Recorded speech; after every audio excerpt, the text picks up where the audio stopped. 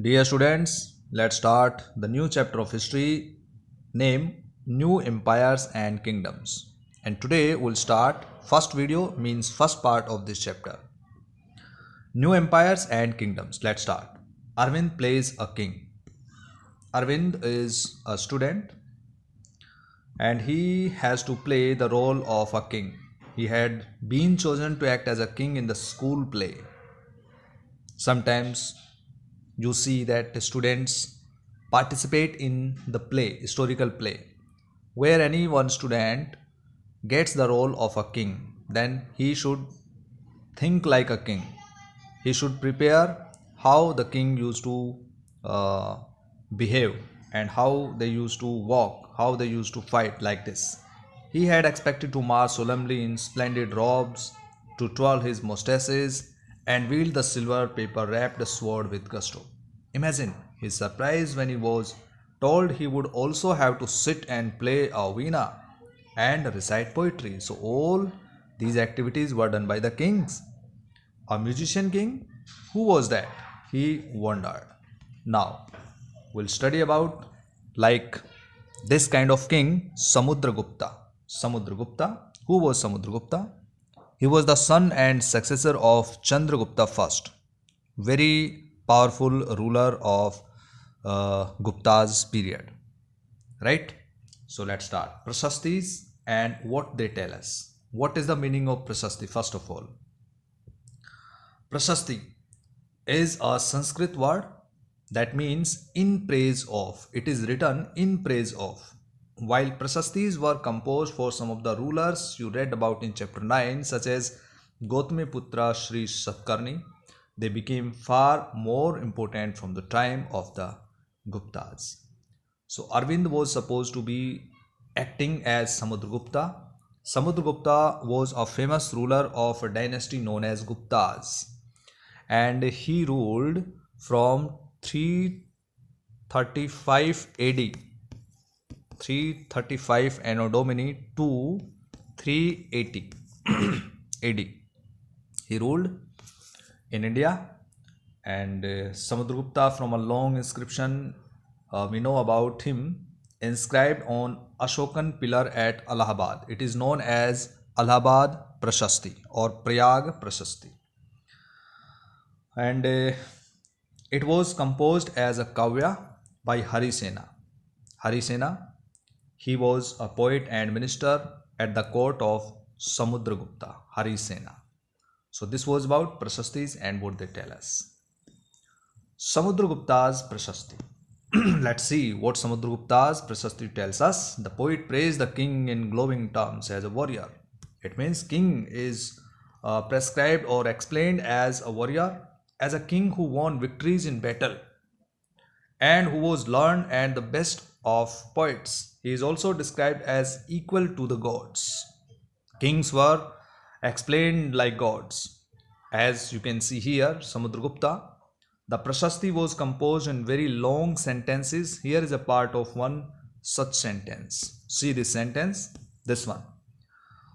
Whose body was most charming, being covered with the plenteous beauty of the marks of hundreds of scars caused by battle axes, arrows, spikes, spears, barbed darts, swords, iron clubs, javelins, barbed arrows, long arrows, and many other weapons. So these are the names of weapons, and on the body of king there are so many marks of these kinds of weapons. So with the help of this sentence we can understand what does this description tell you about the king and also about how kings fought wars. This sentence is telling us about the king that he used to fight in the battle with these kinds of weapons, and in the battle many times he got wounded due to these weapons, and the marks of hundreds of scars caused by these weapons are there, right? And it is prescribed as the greatness of the king. Clear? If you look at map 7, we'll see on the map 7 here, you will notice an area shaded in green. You will also find a series of red dots along the east coast, and you will find areas marked in purple and blue as well. This map is based on the information provided in the Prashasti. Harisena describes 4 different kinds of rulers and tells us about Samudragupta's policies towards them. So 4 kinds of rulers are described here, and the policies, what were the policies of Samudragupta towards them, also explained here. First, the rulers of Aryavarta. The area shaded in green, you can see green on the map. Here there were 9 rulers. How many rulers? 9 rulers were there, uprooted, and their kingdoms were made a part of Samudragupta's empire.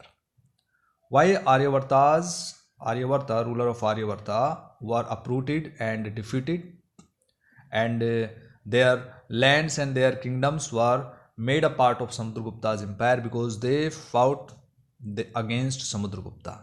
They did not accept Samudragupta's supremacy. Next one, the rulers of Dakshinapatha. Here there were 12 rulers, some of whose capitals are marked with red dots on the map. They surrendered to Samudragupta after being defeated, and he then allowed them to rule again. Because they surrendered, so Samudragupta allowed them to rule again. Next one is the inner circles of neighboring states, including Assam, coastal Bengal, Nepal, and a number of Gana Sanghas, as you discussed in chapter 5. In the northwest, marked in purple on the map, they brought tribute, followed his orders, and attended his court. So they also were independent rulers. The rulers of the outlying areas, marked in blue on the map, perhaps the descendants of the Kushanas and Shakas, and the ruler of Sri Lanka, who submitted to him and offered daughters in marriage. The name of that ruler might be Meghavarman. Meghavarman, according to Chinese sources, Meghavarman, the ruler of Sri Lanka, sent a missionary to Samudragupta for permission to build a Buddhist temple at Gaya. In the coins like this, you can see in these coins, Samudragupta is shown here by playing veena. Veena is a musical instrument. The king used to play these kinds of musical instruments.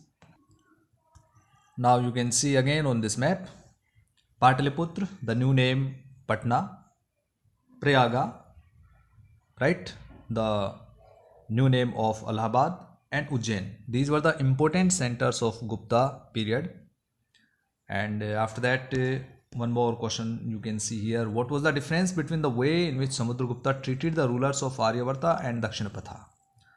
Aryavarta, because they did not accept the supremacy of Samudragupta, so he defeated them, and their parts were made a part of Samudragupta's empire.